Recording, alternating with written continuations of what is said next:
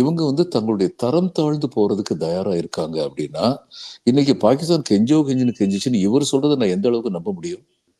இதுக்கெல்லாம் அது வந்து நம் உண்மை எப்ப வெளிப்படும்? நாடாளுமன்ற கூட்டத்தை கூட்டினா தான் வெளிப்படும். அங்க எல்லா கேள்வியும் கேட்பாங்க. நேத்து டிவியில வந்து இந்த மாதிரி ஒரு இது டிபேட் நடந்துகிட்டு இருந்த போது அங்க பிஜேபி சப்போர்டர்னு சொல்றாரு, நாடாளுமன்றத்தை கூட்டி கூச்சல் போட வைக்க போறீங்களா? இது எப்படி இருக்கு? நாடாளுமன்றத்தை கூட்டினா எது கூச்சல் வரணும்? நீங்க பதில் சொல்லலைன்னா கூச்சல் வரும். அப்ப நீங்க என்ன சொல்ல வரீங்கன்னா, நாடாளுமன்றத்தை கூட்டி நாங்களாம் பதில் சொல்ல முடியாது. எதுக்கு? இப்ப இதை விட எதேச்சை அதிகாரம் என்ன இருக்க முடியும்?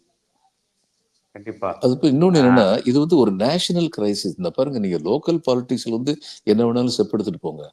ஆனா இது நாடு சம்பந்தப்பட்ட விஷயம், தேசம் சம்பந்தப்பட்ட விஷயம், தேசத்துடைய இறையாண்மை, தேசத்துடைய பாதுகாப்பு, இது சம்பந்தப்பட்ட விஷயம். இப்போ செகண்ட் வேர்ல்டு வார்ல வந்தபோது நேஷனல் கவர்மெண்ட் செட்டப் பண்ணாங்க பல நாடுகள்ல. ஆளுங்கட்சி எதிர்கட்சி ரெண்டும் சேர்ந்து வந்து கவர்மெண்ட் செட்டப் பண்ணாங்க.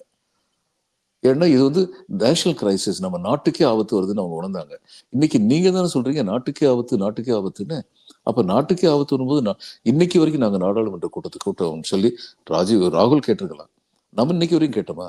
நம்ம இன்னைக்கு என்ன சொல்றோம்? போர் நிறுத்தம் வந்துருச்சுல, எல்லாரும் உங்க பின்னாடி தானே நின்னோம்.